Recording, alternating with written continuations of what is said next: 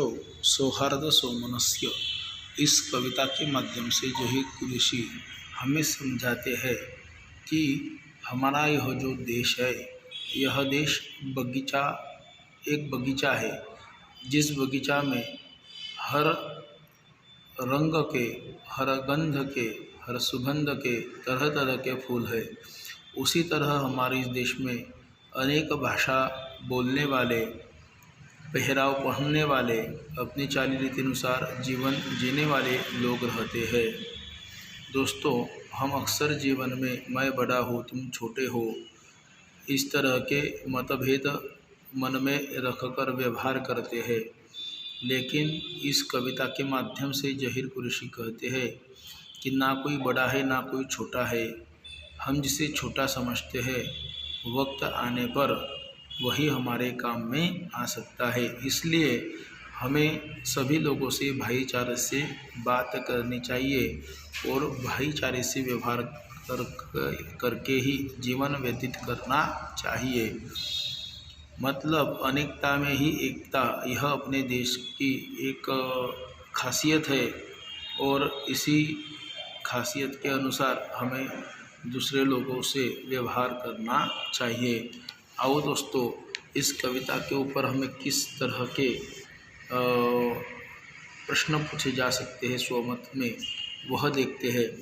हमें सबसे पहले इस कविता के माध्यम से पूछा जा सकता है कि नफ़रत से नफ़रत बढ़ती है और स्नेह से स्नेह बढ़ता है। इस विषय पर अपने विचार लिखिए।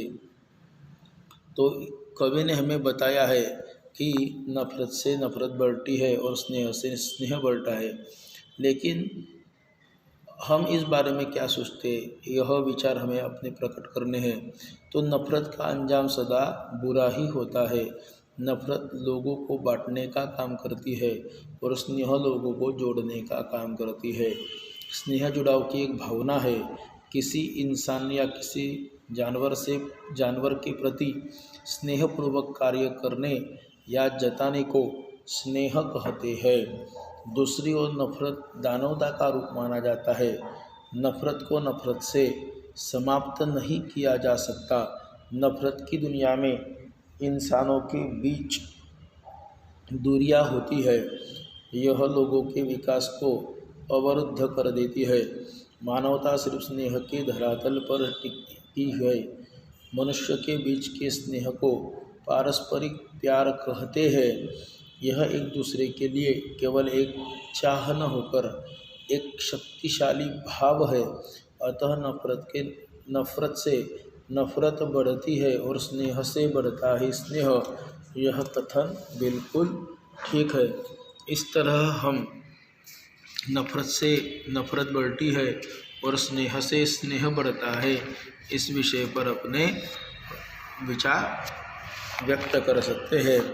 भारत की विविधता में ही एकता है, इस विषय पर भी हम अपने विचार प्रकट कर सकते हैं। दोस्तों, भारत विविधता से परिपूर्ण देश है। इसके विभिन्न भागों, निवासियों तथा संस्कृतियों में बहुत अंतर है। कुछ प्रदेश तप्त एवं शुष्क है तो कुछ अत्यंत ठंडे। कई वर्षा की अधिकता है तो कई नितांत वर्षा का अभाव है। इस तरह भौगोलिक विषमता भी हमारे देश में देखी जा सकती है। तमिलनाडु, पंजाब और असम के निवासियों को देखकर कोई उन्हें एक ही देश का निवासी नहीं मान सकता।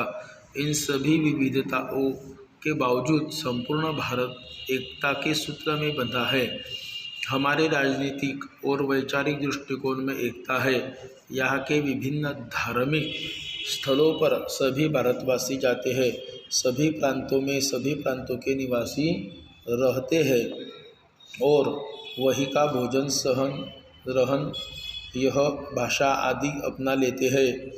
यहाँ का हर निवासी, चाहे वह किसी भी धर्म, जाति, समुदाय या प्रांत का हो, स्वयं को भारत माता की संतान समझता है। भारत माता हमारी माँ है, इस भावना ने हमें एकता के सुदृढ़ सूत्र में बांध के रखा है। इसलिए भारत की विविधता में हमें एकता दिखाई देती है। दोस्तों,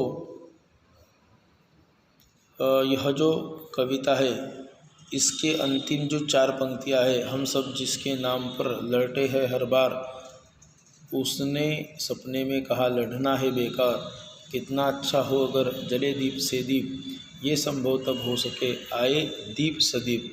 इस अंतिम 4 पंक्तियों का अर्थ हम अब समझने वाले हैं। दोस्तों, विद्वानों का मत है कि सभी धर्मों का सार एक ही है। विभिन्न धर्म उस असीम शक्ति तक पहुँचने के अलग अलग माध्यम है जिसने इस सृष्टि का निर्माण किया हुआ है। कोई भी धर्म पाप, अपराधी तथा दूसरों को दुख पहुँचाने को अच्छा नहीं समझता।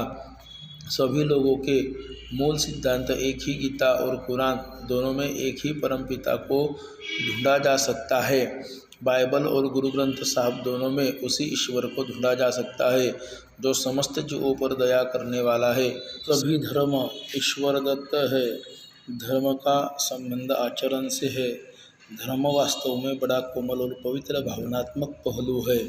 इसमें बुराई तब उत्पन्न होती है जब धर्म के नाम पर लोग एक दूसरे से लड़ते हैं, उन्हें नुकसान पहुंचाते हैं। हमें सभी धर्मों के प्रति समभाव रखना चाहिए।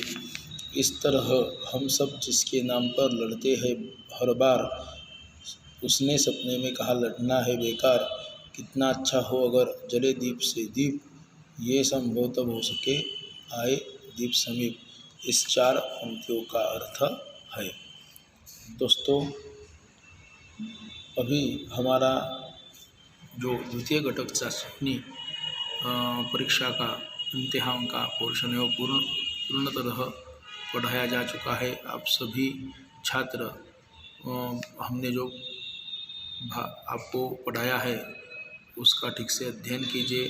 अगर पढ़ाए हुए पाठ्य भाग में आपको कुछ पूछना है तो आप हमसे संपर्क कीजिए। धन्यवाद।